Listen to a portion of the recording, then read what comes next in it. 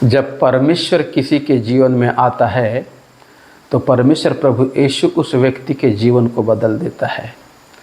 क्योंकि जब परमेश्वर इत्थे के बेटा राजा दाऊद के जीवन में आया, क्योंकि इसके पहले दाऊद भेड़ और बकरियों को चरा रहा था और दाऊद की एक जो पहचान थी एक चरवाहे के रूप में थी।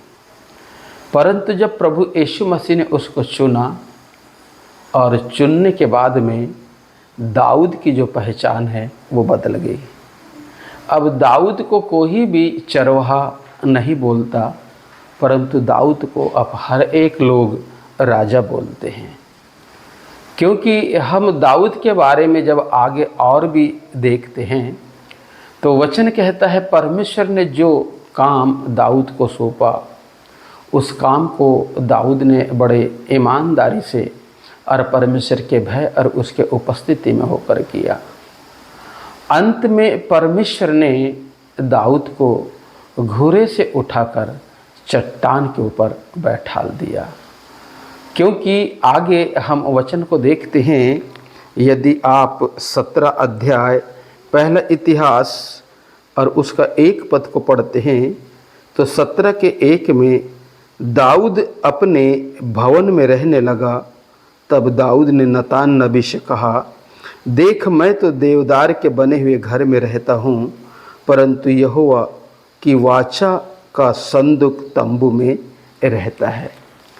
इसके पहले दाऊद भी शायद ऐसे तंबू या झोपड़ी में जब वो भेड़ और बकरी को चरा रहा था तब उस समय रहता था। परंतु परमेश्वर जब उसके जीवन में आता है तो उसे झोपड़ी से उठाकर उसे महल में लाके खड़ा कर देता है।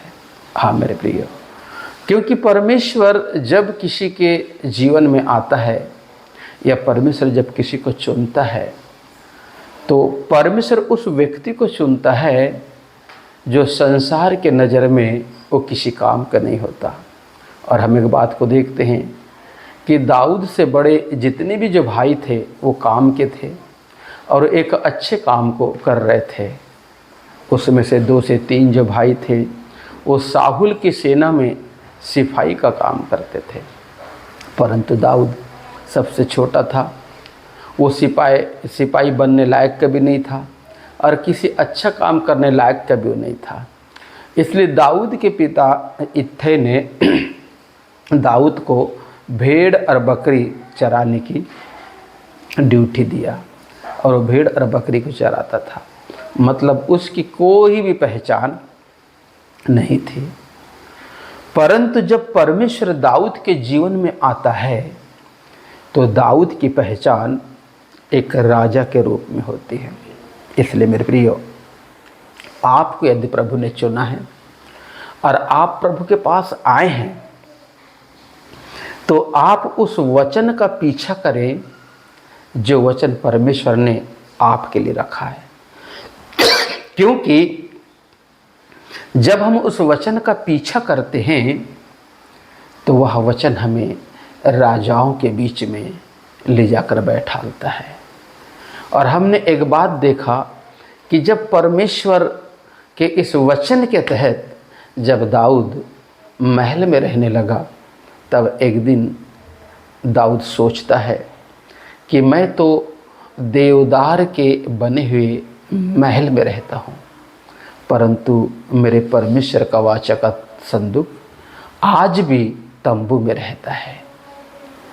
तब दाऊद ने अपने मन में सोचा कि जिस परमेश्वर ने मुझे घोड़े से उठाकर चट्टान पर खड़ा किया और आज राजा बनाकर मुझे स्थिर किया, तो क्यों ना मैं भी अपने परमेश्वर के लिए एक भवन बनाऊं, ताकि मेरा परमेश्वर का भवन जो वाचा का संदूक है वो कभी तंबू में कभी इधर कभी उधर क्यों रहे, परंतु वह तंबू में वह संदूक को निकाल कर उस भवन में जो उस परमेश्वर के लिए बना वहाँ रख सकूं।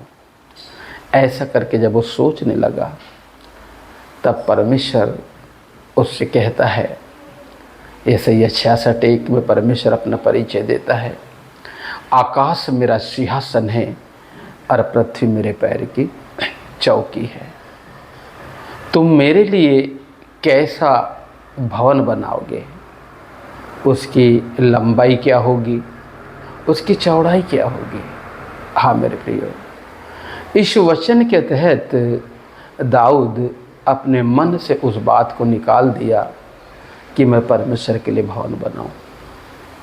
परंतु परमेश्वर दाऊद से फिर बात करता है, कहीं दाऊद के मन में ये संकोच न रहे कि प्रभु ने मुझे अपने भवन को बनाने से क्यों रोका।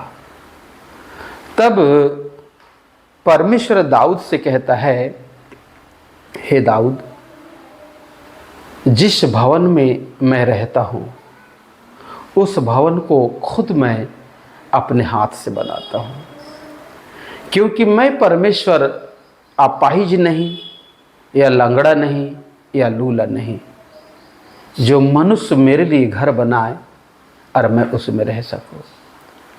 परंतु जिस भवन में मैं रहना चाहता हूँ उस भवन को खुद मैं अपने हाथों से बनाता हूँ और उस भवन में मैं रहता हूँ। तब दाऊद ने प्रभु से कहा, प्रभु मुझे क्षमा करो जो मैंने ऐसी बातें सोचा, मुझे माफ़ करो प्रभु।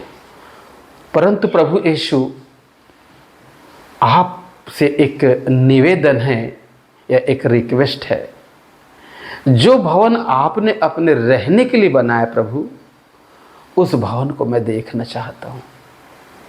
क्योंकि प्रभु आप तो इतना सर्वशक्तिमान परमेश्वर हैं, आपने इतनी अच्छी कायनात को बनाया, चांद को बनाया, सूरज को बनाया, आसमान को बनाया, झरनों को बनाया, पेड़ पौधों को बनाया। आपकी रचना कितनी सुंदर है, जो आपने इन रचनाओं को मनुष्य के सुख के लिए बनाया। जब मनुष्य के सुख के लिए बनाने वाली रचना अगर इतनी खूबसूरत है प्रभु, तो जो भवन आपने अपने लिए बनाया है वो कितना खूबसूरत होगा। इसलिए पिता, मैं उस भवन को देखना चाहता हूँ। तब परमेश्वर दाऊद से कहता है, मैं तुझे अति शीघ्र उस भवन को दिखाऊंगा जिस भवन को मैंने बनाया है और जिसमें मैं रहता हूँ। क्या तू उस भवन को देखना चाहता है? तब दाऊद कहता है, हाँ प्रभु। तब परमेश्वर कहता है, देख मेरे भवन को जिसको मैंने बनाया है। तब दाऊद कहता है, प्रभु कहाँ है? तो कहता है, ये है मेरा भवन। तो दाऊद कहता है, प्रभु ये तो मैं हूँ।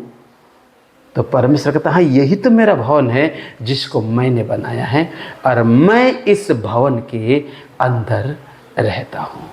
हाँ मेरे प्रियो, जब स्वर्ग का परमेश्वर पूरे आकाश और ब्रह्मांड को, पृथ्वी को नियंत्रण में रखने वाला परमेश्वर जब आपके अंदर रहता है, तो आप सोचिए आप कितना विशेष परमेश्वर के लिए हैं या कितना बढ़कर परमेश्वर के लिए हैं, जो परमेश्वर ने अपने लिए चुनाव चुना कि मुझे अगर रहना है तो मैं उस भवन में रहूंगा जिसको मैंने अपने हाथ से बनाया है। और जिस भवन को मैंने अपने हाथ से बनाया है दाऊद, वह भवन तू है। हाँ मेरे प्रियो, और आगे वचन भी कुरिन्थी के पुस्तक में कहता है कि क्या तुम नहीं जानते तुम्हारा देह परमेश्वर के आत्मा का मंदिर है। हाँ प्रभु, हाँ मेरे प्रियो, हम परमेश्वर की आत्मा अर्थात पिता पुत्र पवित्र आत्मा त्रिएक परमेश्वर के रहने के स्थान हम हैं, मतलब वो हमारे अंदर रहता है। इसलिए मेरे प्रियो, आपको चिंता करने की ज़रूरत नहीं और किसी प्रकार से आपको अपने आप को एक ओछा या एक छोटा समझने की बिल्कुल ज़रूरत नहीं, क्योंकि स्वर्ग का परमेश्वर आपके अंदर रहता है। दुनिया आपको क्या कहे, लोग आपको क्या कहे, ये मायना नहीं रखता, परंतु परमेश्वर आपको क्या कहता है ये सबसे बड़ा मायना रखता है। इसलिए आप जहाँ हैं जिस हालत में हैं आप बिल्कुल खुश रहिए, आनंदित रहिए, क्योंकि आपके अंदर स्वर्ग का परमेश्वर रहता है। प्रभु आपको आशीष दे। आप